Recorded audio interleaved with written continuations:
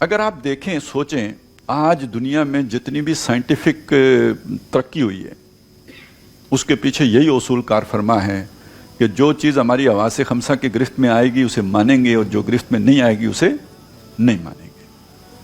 یہی بنیادی اصول ہے. اور اس پر اتنا جیسے متشددانہ موقف بنایا ہے نا یہ کہ وہی کو بھی نہیں مانیں گے. یعنی انتہا ہو گئی نا, انتہا پسندی سب سے بڑی یہ ہے.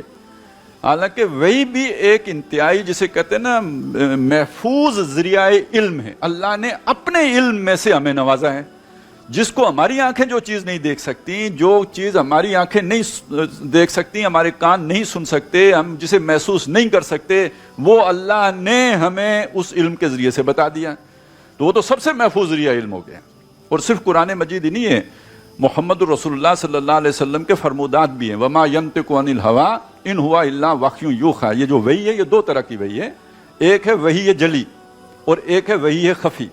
وحی جلی وہ ہے جو قرآن مجید کی صورت میں ہمارے پاس ہے, اسے وحی مطلوب بھی کہتے ہیں, وہ وحی جس کی تلاوت کی جاتی ہے. اور ایک وحی خفی ہے جو نبی صلی اللہ علیہ وسلم کے فرمودات ہیں, وہ بھی اللہ کی طرف سے وحی شدہ ہیں, لیکن یہ کہ وہ قرآن کے الفاظ کی طرح نہیں ہے, وہ وحی غیر مطلوب ہے یا وحی خفی ہے. تو اس اعتبار سے آپ سمجھیں تو وہ دونوں ذرائع جو ہے بڑے محفوظ ذریعے ہیں. اچھا, اس کی چھان پھٹک بھی پوری کی پوری ہو گئی ہے. جو احادیث مرتب کی گئی ہیں کتب, تو اس میں وہ پوری چھان پھٹک کر کے جو بھی انسانی وسائل ہیں ان کا مستند ہونا ثابت کرنے کے بعد مرتب کر کے ہمارے سامنے رکھا گیا ہے. تاریخ انسانی میں اس سے بڑا ریسرچ ورک کبھی نہیں ہوا, نہ اس سے پہلے نہ اس کے بعد, کہ جو حضور صلی اللہ علیہ وسلم کے اقوال و افعال و فرمودات کو جمع کرنے کے لیے کیا گیا ہے. محدثین نے کیا ہے, پوری زندگیاں لگا کے کیا ہے.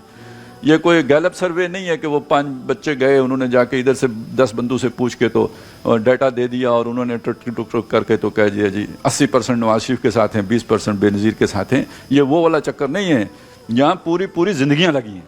اتنا بڑا ریسرچ ورک کبھی نہیں ہوا ہے تاریخ میں جو حضور صلی اللہ علیہ وسلم کے اقوال و افعال کو جمع کرنے کے لیے کیا گیا ہے. تو وہ بھی ایک ذریعہ ہے ہمارے پاس. اس پر ہمارا ایمان بالغیب ہے کہ یہ تو ہے ہی ہے, وہ کوئی توہم نہیں ہے, وہ کوئی وہم نہیں ہے.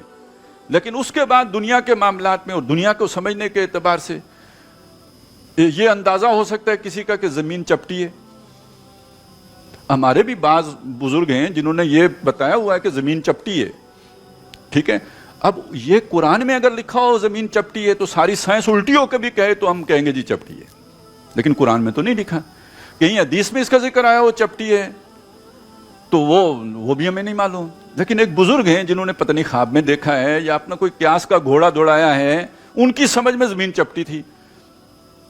اس کے مقابلے میں سائنسی حقائق ہیں کہ نہیں یہ چپٹی نہیں, یہ بیضوی ہے.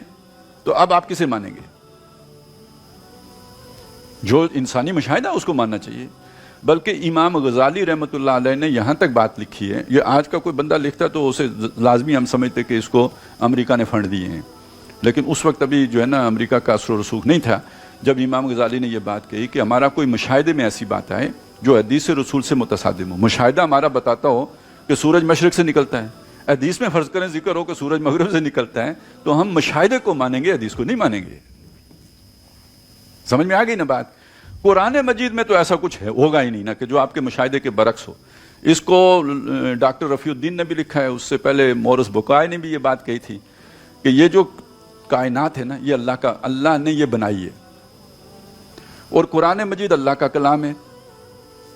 تو کسی معقول آدمی میں یا معقول ہستی میں اس کے قول و فعل میں تضاد نہیں ہوتا ہے.